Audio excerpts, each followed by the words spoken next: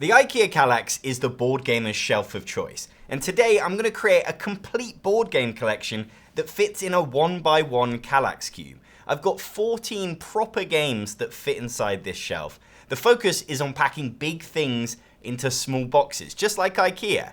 Let's call it flat pack furniture. Once and never speak of it again. And if you'd like to buy any of the games, please use the links below to support the channel. Our first game, Through the Desert, used to come in a box this big, and now it's shrunk by 60%.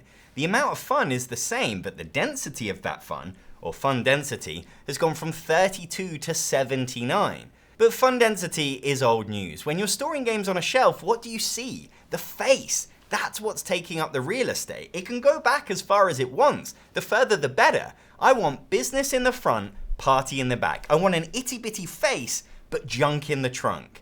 You get so many board game reviewers talking about a game's depth. Well, I want to talk about a game's depth. So I've come up with a new metric. How good the game is times by its length divided by the face squared, and you get the face value. Today, we're judging games at face value. Through the Desert used to have a face value of 5, which is nothing short of disgusting. It now has a face value of 22. We're talking Grace Kelly in The Sunshine, Brad Pitt in Fight Club. You put that on your shelf, and people will comment. If they can even see it, it's so small. And for a mere 8% of your shelf, you're getting a proper game with a board and table presence. That's the goal today, big games in small boxes. Through the Desert is a game of getting in each other's way. You're trying to dominate this desert, sending your camels to watering holes and oases to grab points before your opponents can get there. And it couldn't be simpler. Every turn you place 2 camels on the board. You've each got caravans of camels in 5 colors. You can send them out in any direction, sprawling out on the sand like an octopus trying to get an even tan. It's a simple choice, but a tough decision. Which part of this map is most valuable, and can you get there first? And this dessert is more jam-packed than a Victoria sponge, so you have to be so aware of what everyone else is doing, because you can't cross someone else's caravan trail. That's like day 1 desert etiquette, which means they can trap you in really quickly. These caravans are your 5 children, and you're not going to get them all into Oxford. So every turn you decide, do you try to keep them all happy, or do you keep putting all of your efforts into Green, who is thriving? Just such a great kid. I see a lot of myself in him. But then you end up with Purple not meeting his potential and living at home for the rest of his life, which would be great if it was Green. Where the game gets spicy is you can use your child to hamper someone else's, because the same colors can't connect. You can't go near each other. It's like your green child has a restraining order against theirs, which wouldn't surprise me. He's such a catch. There's a bonus for the longest caravan in each color at the end of the game, so you need to stunt their growth to let your kid blossom. My parents did the same, which is why Don Jerkis is lying in a ditch somewhere, and I'm a complete success that they're really proud of. And all of that goes into placing just 2 camels. On the face of it, there's nothing to it, but boy has it got depth. When you've got a small collection, you want every game to offer a completely different experience. So I've picked games by genre, finding the best in its class that will fit in our cube. And Big Top is our auction game. It's all about putting on a circus. And it might not look like much from the outside, but once you get in the tent, then you'll be impressed. You're trying to recruit the best performers for your show. Each round you will bid on a performer that's up for auction. And by the end, the player with the strongest set will win the game. Probably. Because for your acts to score, you need to have completed them. If you haven't trained your lion tamer, you'll be throwing him to the lions. And then your lions won't want their dinner. You see, every card has numbers on it, spaces to fill. And you fill them by making a bid of that number on another auction. So last auction, I won the strongman. And in the next auction, for the animal trainer, I will bid 5 coins, which lets me fill the 5 slot on the strongman. It's genius because it encourages everyone to bid even when you're not that bothered, because you need to complete those cards. And it gives you ways to mess with each other. I can look at my neighbor, see that they desperately want to bid 3 to complete their plate spinner card, and bid 3 myself so they can't. That's 11 points I'm stopping them from getting. And honestly, I feel great about it.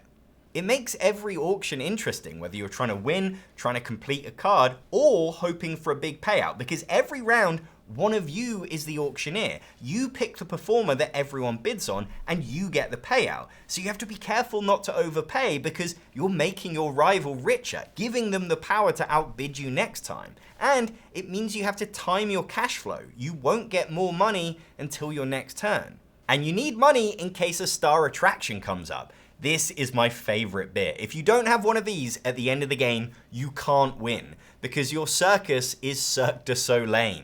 It's so stressful when you're halfway through and you haven't got one yet, let alone completed it. Your body clock is ticking. It's like you're nearly 40 and you've never run a marathon. Are you too late to make it your entire personality? And you don't know when the game is going to end. When it does, someone is always left regretful and numb. What was their circus vision is now more of a circumcision. When I first came up with the idea of the Kallax Cube Collection 6 minutes ago, I dreamt of a game with a tiny face and a back end that doesn't end. It's what we in the Kallax Cube community call an iceberg, and Secret Hitler is a naval officer's nightmare with a face value of 49. I mean, this box goes so far back it remembers World War II. And that's what some of you are trying not to repeat. This is a hidden traitor game. You're given secret roles. You're either a liberal, the good guys, a fascist, the bad guys, or Hitler, the worst guy. If the fascists can pass enough fascist policies and make Hitler chancellor, they win the game. Because each round, there's a new government. The new president picks someone to be chancellor. But who? The liberals don't know who is good and who is bad. They sound like centrists to me. Everyone is telling you they're good, and some of them are lying, so you have to try and read people's faces to know who to trust. Then the president draws 3 policies and chooses 2 to give to the chancellor. They're either liberal or fascist. Then the chancellor chooses 1 to enact. It's such a tense moment for everyone else as you wait to see what they reveal. If it's fascist, then one of those players is bad. Or are they? They might not have had a choice. Either way, the heat is on them, and they start protesting their innocence. Where it gets even better is when they disagree. The president says they gave the chancellor a liberal policy, but they swear they didn't. Who is telling the truth? That's the joy of this game. You never truly know, and you're terrified of trusting the wrong person. It's not just that you might lose, but you might be made a fool of, and by a friend that you thought you could read. In the final stages, every time a new chancellor is voted in, the table falls silent. Are you Hitler? Because if Hitler gets into power, the bad guys have won. It's such a great ending. And then everyone reveals their roles, which is the best bit as you realize you spent the last 30 minutes accusing your friend of being a fascist and they were on your team. Any idiot could fill the gaps of this Kallax with a card game or 2 to make up the numbers, but that breaks the completely arbitrary rules we've set for ourselves. All killer, no filler. Dense and meaty, not short and sweety. So even our card game pick, Far Away, is packing a punch, and with a face value of 50, it is just asking to be shelved. Far Away is an acquired taste. In fact, the first time you play it, you might want to set it on fire. I certainly did. This is actually my second copy of Far Away. I didn't burn the first one, but I did send it far away, because it's designed to mess with your brain by doing things the wrong way round. The idea is you're on a journey. Every round you pick a new place to visit from your hand. You're creating a trail in front of you of 8 regions. In every region, you meet someone who will give you points, but only if you bring them something in return. Typical. This floating lunatic will give you 4 points for every night card you have if you bring him 2 stones and 1 chimera. Just don't ask what he's going to do with them. So at the end of the game, when you've finished your trail, you will walk back home, passing these grabby people in reverse order. You get back to Floaty Guy, and he's rubbing his hands together. Have you got my stones? Give me my stones. You can only bring stuff on the way back, so you need those symbols on cards that are further away. If you pick up some stones after you see Floaty Guy, it's too late, you've already passed him. That's where it melts your brain. You've got to play the objectives, then play the resources you need to pay for them. Except most cards have an objective, so you're constantly getting lost with what you're trying to pay for. And every objective scores off something different, so that decision of what card to pick next becomes so complicated. Do I want more blue cards or more maps, or do I need resources? And you also want to visit locations in ascending order, because every time you do, you get a sanctuary card. These are your saviors because they give you those pesky resources at any time, no matter where you are on the trail. There's a lot to think about. By the end of it, you've only played 8 cards, but your brain feels like it's run up 8 staircases, and you've managed to leave your shopping at the bottom.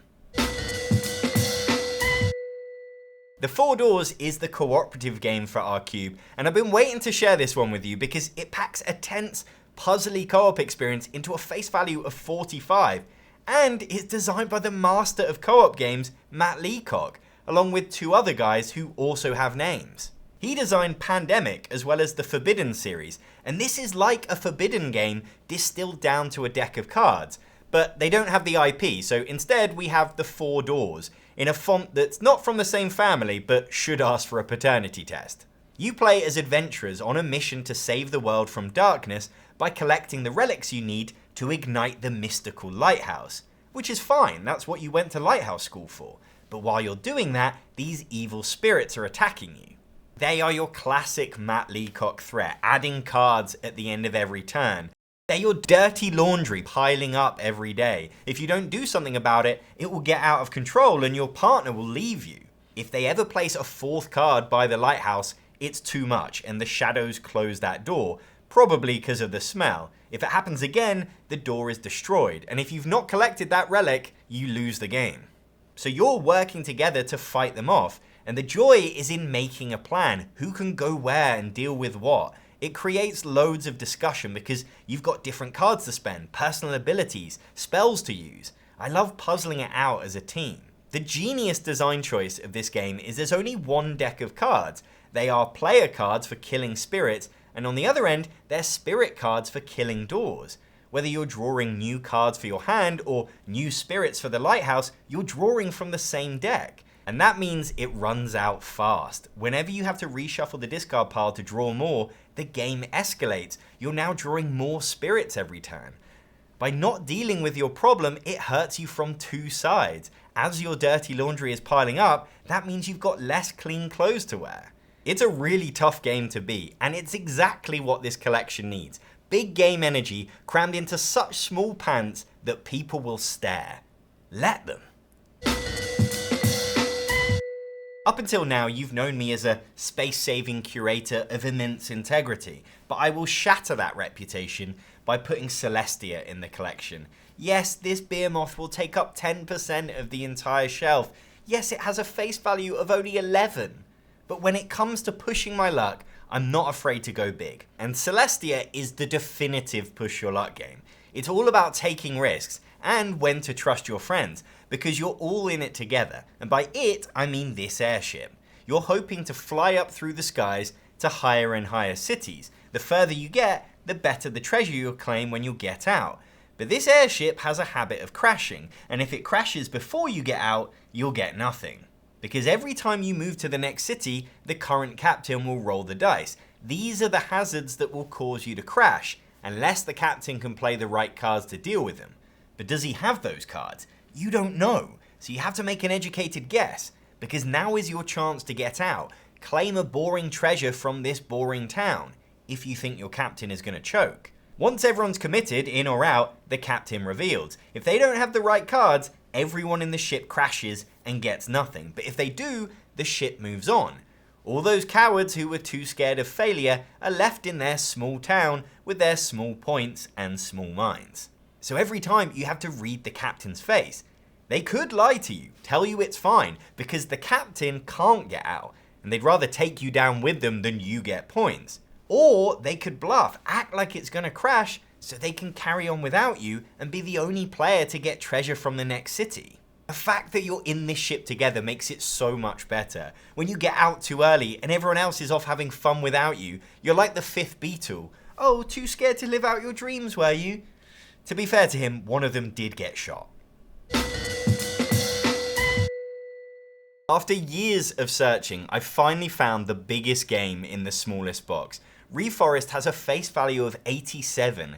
That is 17 times better than Ticket to Ride. But not just that, in this tiny deck box, it packs a 1 to 4 player game that takes an hour to play and has a Board Game Geek weight of 2.5. It's actually the most complex game in this video, and it's taking up only 3% of our shelf. This must be what it felt like to listen to a 33-inch record on a CD for the first time. In Reforest, you're each building your own forest of shrubs and ferns and trees, and it's an ecosystem where they feed off each other. If I plant this bog cranberry, which sounds delicious, I will get a free card every time I plant something next to it that likes wet soil. The plants reward you if you can keep them happy, so you become their exhausted personal assistant, desperately trying to satisfy their every whim in the hope of a small pay rise. Every card is good, and that is very bad. You look at your hand and you think, yeah, I'd like that. That sounds good. I definitely want that. But you can't have it all, because to grow a plant, you must discard others from your hand to pay for it. To achieve one dream, you have to let go of 2 others. And you can't just focus on your own forest. There's an animal visitor each round that's basically a celebrity you're hoping will move to your forest. If you've collected the most mulch from decomposing plants, then you'll attract the Pacific banana slug and be the envy of forests everywhere. But then you become so scared of not getting the thrush, that you spend the whole round trying to win him round and end up neglecting your delicate plant ecosystem that you've carefully grown, making terrible decisions that aren't true to yourself because you're looks maxing your forest so you don't end up alone. There's a surprising amount of theme that comes through the gameplay. You can only grow on top of a plant if the new plant is taller, and if the old plant can't handle the shade, it dies and becomes stored energy. But if it doesn't mind, it lives on in your understory, still adding its points and icons to the forest. If you want a thinky game where you're crafting your own tableau, then Reforest gives you so much for its size. Today's video is sponsored by Geeka, who make smart games that will keep your kids entertained and off their screens. Like Superblocks, a Tetris puzzle that will improve their problem solving and critical thinking skills. The spaces light up and you have to work out which pieces go where. It gives you that interactive experience that they love from video games, but without the damaging effects of screen time. Or there's Tic-Tac-Toe Bolt, which transforms Tic-Tac-Toe into a fun game that never ends in a stalemate. You keep playing until someone wins because your oldest move fades off the screen, which really makes you think ahead and tests your memory. And it's small enough to take anywhere. My favourite is Smart 4, which is like a grown-up version of Connect 4 because it's played in 3D. And what makes it so strategic is you're trying to get 4 in a row on any level or diagonally upwards. You can play against a friend or the computer with 3 levels of difficulty. And I don't think it's powered by Deep Blue, but I've never beaten it on the hardest setting. So it's in that small window of intelligence between me and Deep Blue. What I love about it is you can play a proper game against a worthy digital opponent without having to get a screen out, because I can never fully relax playing a game on my phone without falling back into bad habits, like downvoting Warhammer videos. And you can get 15% off when you buy any of Geeka's games and support Actualol by using the link in the description below. As a Kallax Cube curator, I dream of games being downsized, to take back my living room from these space stealers. You know, if you took out all of the air of every copy of Splendor, you'd have enough oxygen to send 20 impoverished children scuba diving. Although, I've since been told that's not the biggest roadblock. And so I'll never forget the day that Azul went mini. What a coup for our community. Up until then, small gamers were forced to make up games out of matchsticks and raisins. No longer would we have to endure the comments at board game conventions. Why are you here? Go back to your coffee table, you mouse. Azul Mini put us on the shelf for the first time and gave itself a glow up, going from a face value of 6 to 27 with no less content, so you can be no less content. Azul gives us a personal puzzle. You've each got your own player board and you're trying to fill it full of Portuguese tiles. You're aiming to finish rows and columns and have a nice connected cluster, because every time you place, you score points for adjacent tiles. But getting them there is the hard part. Each round there is a display of tiles at the factory, and on a turn you take all of one colour from a display and place it on your board. You pick which row to put it in because you have to fill that row up with the same colour to be able to place it on your wall. The tiles you don't take get pushed into the centre, creating a big pile that someone else can now pick from. So with every take, you're worrying about what you leave for them. It's the wedding buffet dilemma. If you take that pork pie, you're leaving the Scotch egg to your rivals, and you'll be crying even before the father of the bride speech. You can't have too many dreams in this game. Don't strive for perfection. Do the best with what's available, because if you wait around for the perfect tiles, you can end up being forced to take something you don't have room for and getting minus points for every tile that's wasted. Azul is a huge game for a reason. It's easy to teach. It's a great game to play with parents and newbies, and we are lucky to be able to fit it into our cube. When it comes to party games, we are blessed with options and cursed by indecision. The two best party games in the world, Codenames and Just One, are the same size and have the same face value. Either would be worthy of our cube, but only one of them is my favorite game of all time. Codenames is a word guessing game. You have a grid of words in the middle of the table and two spy masters. They have to communicate to their team which words to choose by giving a one-word clue. So if they've been assigned hotel, Mexico, and Rome, they might give the clue travel, 3. The number tells the guessers how many words they're looking for. And then they start guessing, one by one. Every correct guess takes them closer to winning the game, but if they hit a wrong one, their guessing is over and it's the other team's turn. Worse yet, if you hit the other team's colour, you're making their life easier because they've got one less word left. The magic of the game comes from language and how many words connect to each other. And the spy master has to listen in agony as their teammates consider travel for all 25 words. What about log for travel log, or conductor for bus conductor? I love how this game gets you talking and arguing. Of course ship makes more sense than hotel. You travel in a ship. No, you don't. You travel in a ferry. And it's such a fun challenge for the spy master. You've got 2 words left, sunflower and key, to win the game. And you have to find one word that combines those two. There's nothing obvious, so you have to get creative.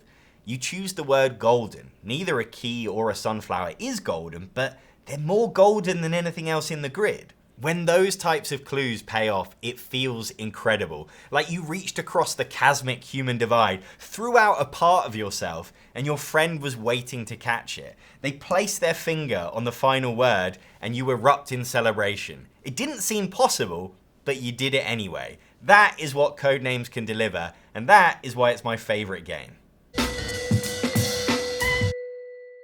What our collection is missing is some pace, something to get the blood pumping. And for that, we need a real-time game, playing against the clock. I almost included Kites with a face value of 26, but there just isn't space for it. Kites has been gazumped by some generational board game shrinkage, turning Magic Maze into Magic Maze Pocket, taking it from a face value of 6 to 40. And they've done it by turning tiles into cards. In Magic Maze, you play as fantasy shoplifters, exploring this shopping mall to find your target shops and getting out again before the fantasy police come. Remember, it makes it less bad if you put the word fantasy in front of it, and I want to fantasy murder whoever came up with that rule.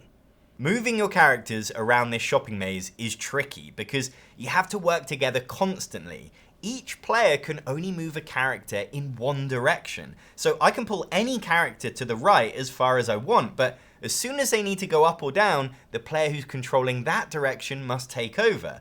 And the problem is, I can't tell them that because you can't talk to each other. You have to watch what's going on and intuit what to do, because if you don't, you're gonna fail. I can't tell you how many times I've played Magic Maze and been internally screaming at someone to move the fantasy elf to the fantasy left before I kick your fantasy head in. Magic Maze isn't a game, it's a test of character, of friendship. And when you pull it off, when you find those shops and remember to flip the timer over before it runs out and get out alive, it feels incredible because you failed and failed and failed before getting there. And you got better as a group, or in some cases you took it to someone else's house to play with better friends, and you earned that win. Real-time games are not for everyone. They're their own kind of stressful, and most of us play board games to relax, sort of. But if you're in the mood for that energy, then Magic Maze is the best real-time game there is. And this pocket version means you can take it halfway around the world and internally scream at someone in another language instead. Adding a dexterity game to our collection won't be easy. Not because we're out of space, but putting this tiny tin into our shelf without it falling open is a dexterity game in itself. Barbecubes should be clocking in a record face value of 96, but that's only if you want a game on your shelf called For Children of Ages 6+, an adult must supervise the activity made in China. And I don't want that, so we have to rotate the box and slash its score to 45. Barbecubes is a worthy successor to Tinder Blocks, the stacking game in a tin. Now we're balancing burgers on a barbecue, hoping you don't drop them through the grill. On your turn, you flip a card, and that tells you what to put on the grill, like a sausage or a piece of chicken. And then you must pick it up with these tongs, in case a food hygiene inspector is watching, and place it on the grill, either on 1 or 2 bars. Across 2 is ridiculous, the sausages can barely reach. If your meat doesn't make it, you lose a life, and if you lose 2, you're out of the game. You keep stacking until one person is left, and they win. It's tough, especially when you start running out of space on the grill. This one's quick to set up, great fun to watch even when you're out, and if you don't eat meat, they've got a vegetarian version, which is just genius marketing, but won't fill you up as much.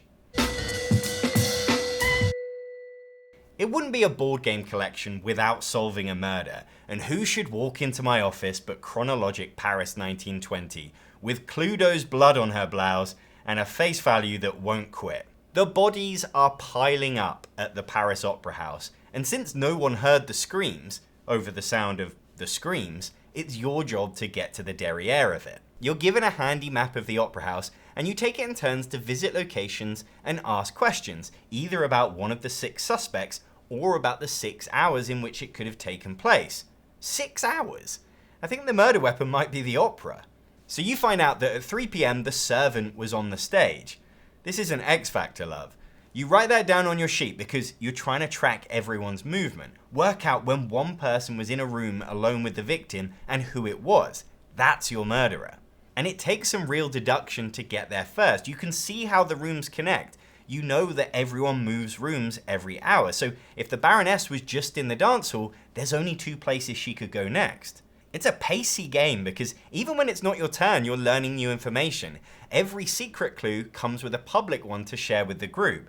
It's like buying the birthday boy's brother a present too so they don't get upset. It means it never gets boring waiting for your turn. If anything, the turns are happening faster than your brain can keep up with. But hey, crime waits for no man.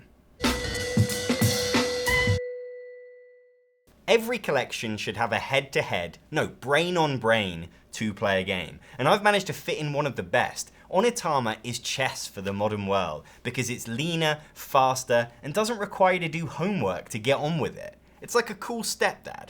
That's because each game is different, you play with a different set of cards. Playing chess is like being married, slowly learning this same person inside out. Whereas Onitama is like dating. Every time there's a new person to figure out, a fresh challenge. And because you can't master it, it means you can play against someone who's never played it, and they will put up a fight. The cards decide how your pieces move. If you play the ox, you can move it up, down, or right. With only 2 cards to choose from, you can't move a piece wherever you want. And that's a huge part of the strategy, seeing where your opponent can't move and using it against them.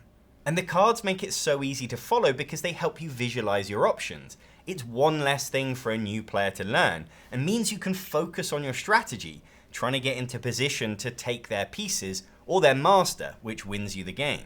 It gives you the same feelings as chess, planning out moves in your head, trying to outthink your opponent, and feeling a bit awkward when you decimate them.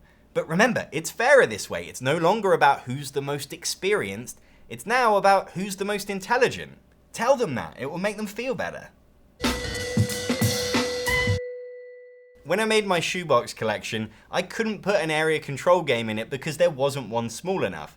But now we shall go to the ball thanks to the slender box of Rumble Nation. And like its box, Rumble Nation is a streamlined take on this genre. You're vying to control different regions. If you have the most troops in there at the end of the game, you claim the castle, which gives you points.